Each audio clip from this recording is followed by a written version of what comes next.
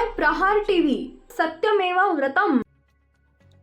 2019 मध्ये राज्यात उमेदवारी नाकारण्यात आलेल्या विनोद तावडेंना आता राज्यसभा निवडणुकीसाठी भाजपानं संधी दिली आहे। या निमित्तानं विनोद तावडेंचं राजकीय पुनर्वसन केलं जात असल्याचं बोललं जातंय। भाजपानं विनोद तावडेंना उमेदवार दिलेल्या संजय राऊतांनी भाजपाचं कौतुक केलंय। यावेळी त्यांनी महाराष्ट्रातून एका विशिष्ट गटानं विनोद तावडे यांच्यासारख्या नेत्याला राजकारणातून बाहेर काढण्याचा प्रयत्न केला असा दावाही केलाय।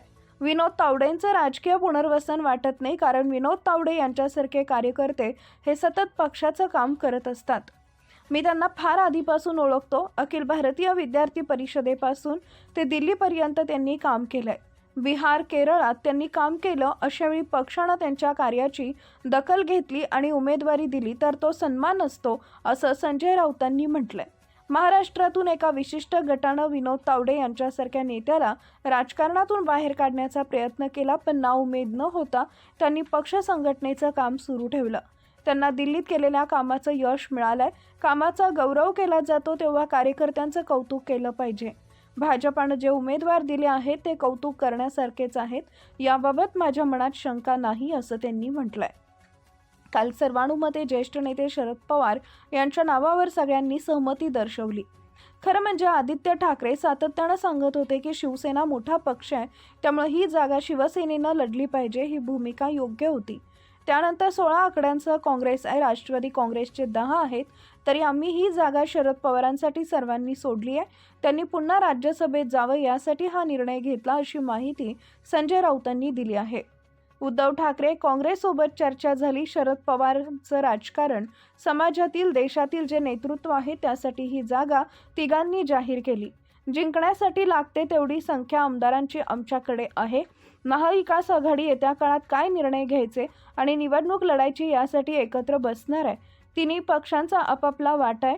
राष्ट्रवादीला राज्यसभा मिळाल्यानं आता काँग्रेस आणि शिवसेना यांच्यात चर्चा होईल, असं ते म्हणाले आहेत।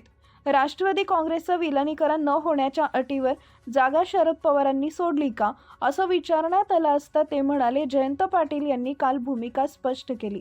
माझं मत पहिल्यापासून अजित पवारांना असल्यापासून मत होतं की विलीनीकरण दंतकथा आहे, त्यातून काहीही निष्पन्न होणार नाही आणि तशी शक्यताही दिसत नव्हती। ही दंतकथा आता संपलेली आहे। आम्हाला यापुढे महाविकास आघाडी म्हणूनच काम करावं लागेल। आमची मानसिक तयारी आहे। सत्ता येते आणि जाते। विरोधी पक्षाची जबाबदारी नीट पार पाडली पाहिजे। महाराष्ट्र देशात भाजपाची सर्व सरकार अपयशी ठरली आहेत। विरोधी पक्षात असणाऱ्यांनी सत्तेच्या मागे जाऊ नये, निवडणुकांची तयारी करावी आणि पुढील कामाला लागावं। प्रियंका चतुर्वेदी यांच्या उमेदवारी संदर्भात विचारलं असता ते म्हणाले, त्यांच्यासाठी सर्वांच्या प्रार्थना होत्या, त्या आमच्या सहकारी होत्या, राज्यसभेत उत्तम काम करत होत्या। गणित जुळत नसल्यानं त्यांना बाहेर बसावं लागलं। जर शरद पवार नसते तर शिवसेना 100% लढवून त्यांना जागा देण्यास अडचण नव्हती। ही जागा शिवसेनेनं लढावी अशी इच्छा होती, पण शरद पवारांना पाठिंबा दिला पाहिजे असं ठरलंय।